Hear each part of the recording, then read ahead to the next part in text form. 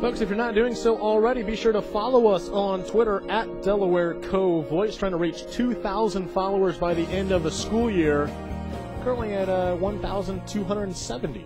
So thanks to DCV Nation following us, interacting with us on Twitter as we've been tweeting updates throughout this entire Sectional 28 championship. Coming out of the timeout, a run for Peyton Stites, and he's able to... they might rule him just short of the first down. They might have to bring the chains out for this one. I would say measure here. Yep, and they will bring it out. Both referees on both ends of the field are basically right at the first down marker. Hard to tell whether or not he picked it up. Before that commercial break, we mentioned Yorktown trying to win their first sectional championship since 2008. If they're able to hang on for this win, it'll be just their fourth sectional championship in program history. And again, the winner of this sectional 28 championship will move on to next week's regional, as the first down is confirmed by the referee. So Peyton Stites able to move the chains for Yorktown. Again, the winner of this game will move on to the regional to face the winner of Fort Wayne Bishop Luers and Garrett. The last update that we had from that game, Luers was up 35-0 at halftime. That's the unfortunate thing about the long postseason of high school football. You know, you have a big victory like getting a rare sectional championship for your program, and then you immediately have to move on to regionals, and in this case, take on a much tougher opponent in Fort Wayne Luers. They're ranked number 3 in the 3A polls. Another handoff to Stites. He's across the 35 to the 30 and brought down hard by David Smeckens at the 29-yard line. So now the Yorktown offense using Peyton Stites in the running department here in the fourth quarter. Peyton Stites really being used almost like the Pittsburgh Steelers used to use the bus. Jerome Bettis back in the day, they brought him in late in games to just pummel over defenders and really run out that clock, and that's exactly what Peyton Stites is doing as he ran through 2 defenders' arm tackles before picking up about 9 yards on that run. It'll be 2nd and 1 for the Tigers at the 29-yard line. Nailing the shotgun with Stites in the backfield. They'll hand it off to Stites. Flag thrown, and it's going to be a false start on Yorktown. Yeah, it's going to be an illegal motion. I believe the pulling guard got a little too early of a start there, and that's going to move the ball back. Wes is going to be so proud of me that I referenced his Pittsburgh Steelers.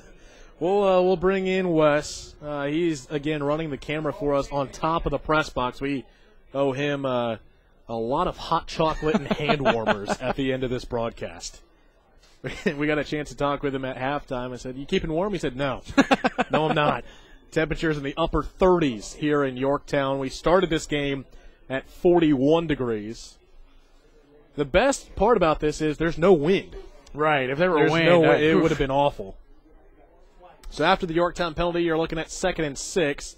They'll hand it off to Stites up the middle.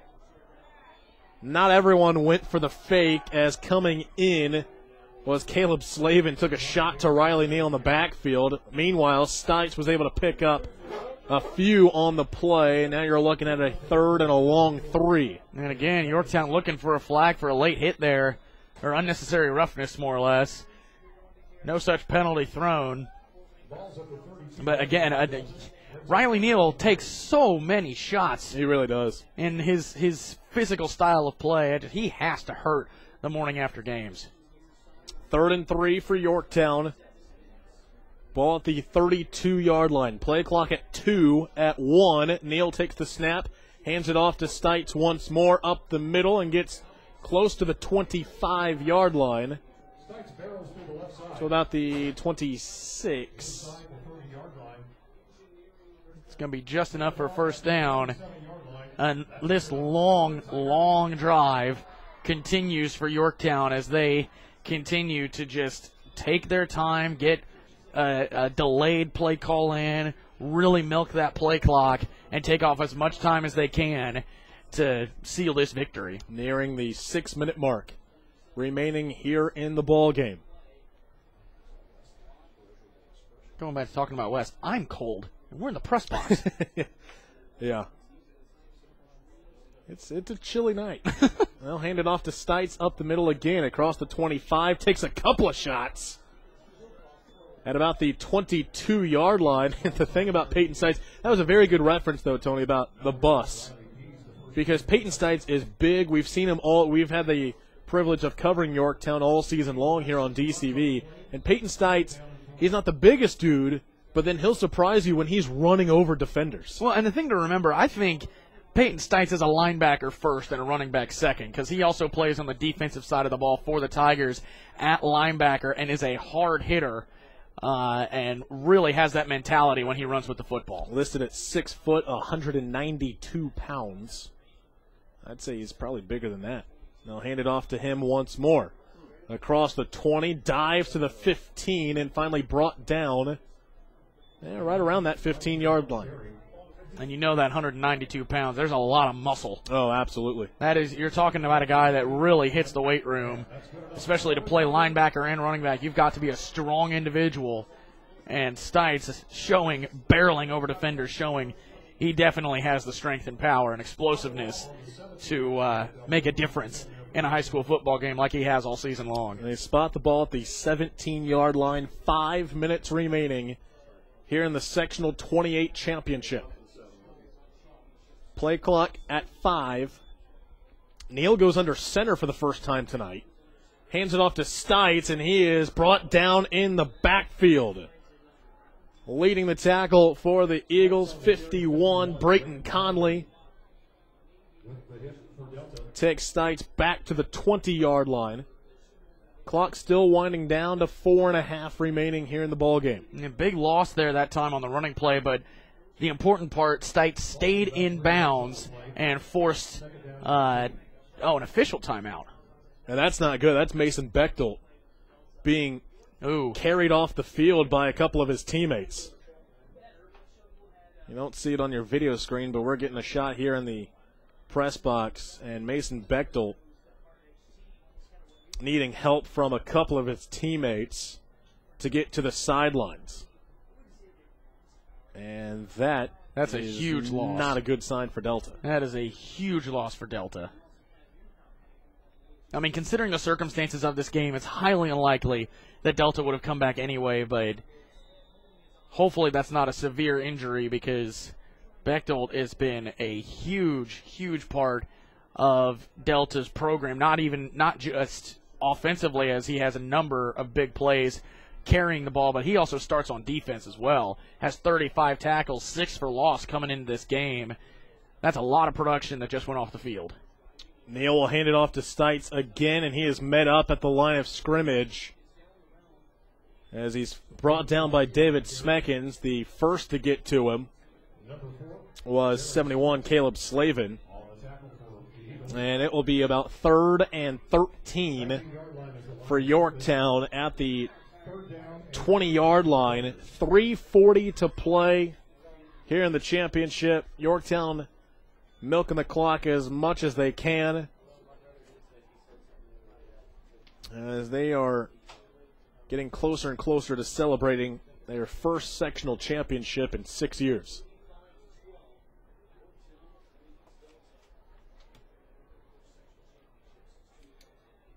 Play clock at 5. Neal on the shotgun. Take the snap. Hands off to Stites, and he is met up at the 20-yard line again by a couple of Eagles. It'll bring up 4th down for Yorktown. And we'll have to see what the Tigers are going to do. We've already seen a multitude of turnover on downs by both teams here in the second half, but it looks like Clay Dungan and Yorktown are going to go for a field goal.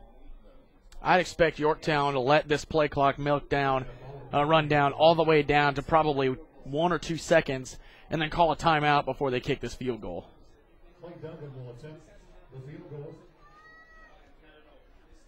No, maybe not. They'll kick it. Dungan, the attempt is short. And he is now 0 for 3 on field goal attempts this year.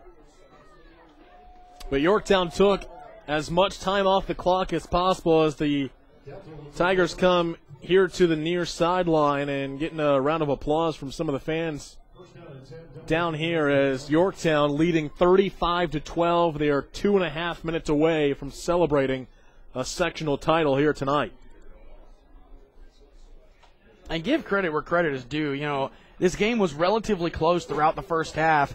Yorktown made the adjustments they needed to at halftime, came out, effectively ran the ball in dominating fashion with Riley Neal as he just carried the ball all the way down 65 yards on a drive to punch it into the end zone.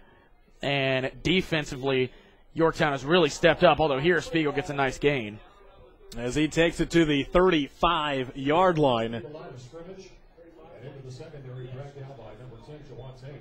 The thing about this game, though, we have a number of drives that have ended on turnovers, on downs, but as far as actual turnovers are concerned, fumbles and interceptions, there's only one apiece. Riley Neal with a fumble early in this game, and then Delta fumbled the ball away on their previous drive. 1st and 10 after the run by Spiegel. Ball at the 35-yard line. They'll pitch it out to Spiegel again, and he is met up at the line of scrimmage. Nate Phillips with the tackle. Spiegel might have gained 1, maybe 2 on the carry. And Nathan Phillips was the one that made the tackle, but give credit to Myron Howard. He did a great job containing the outside. Even though he was blocked, Spiegel had no chance to bounce the ball out because Myron Howard did a phenomenal job keeping his blocker right where he was, and then Nathan Phillips filled the gap. 2nd and 8 after the 2-yard run by Spiegel. I formation. Jones fakes the handoff, throws out to the right side. It is caught by Stone across the 40 to the 45 and slips up at the 46. The reception for Stone. Tate Stone's first catch of the night. Wow. Averaging 64 receiving yards per game. That was enough for a first down as they spot the ball at the 46-yard line. 1:05 remaining here in the ball game. I formation. Jones under center. Takes the snap and hands it off to Spiegel. Left side, and he is going to be taken down in the backfield. Tackle for loss by Myron Howard. 2nd and 12 as the clock under a minute to play, and the Yorktown fans starting to cheer on their feet as their Yorktown Tigers 30 seconds away from a sectional championship. Game clock at 23 seconds. This could be the last play of the game. Jones will take the snap, hand it off to Mills up the middle. Picks up a couple of yards. That will do it. For the first time since 2008, the Yorktown Tigers are sectional champions.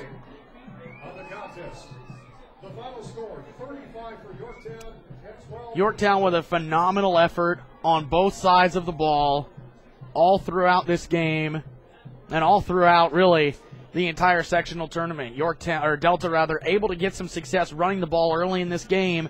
But I mentioned earlier, Yorktown, Coach Wilhelm, able to make those halftime adjustments defensively and offensively, get things going back completely under your control. This second half was all Yorktown, and they wholeheartedly deserve to win this sectional championship. 35-12, your final score, and Yorktown will celebrate a 3A football sectional title here in front of their crowd on their home field as they defeat their rivals from Delta. 35-12, the final score here tonight. We'll take a timeout. You'll see the celebration on your video screen. The post-game show coming up next here on DelawareCountyVoice.com.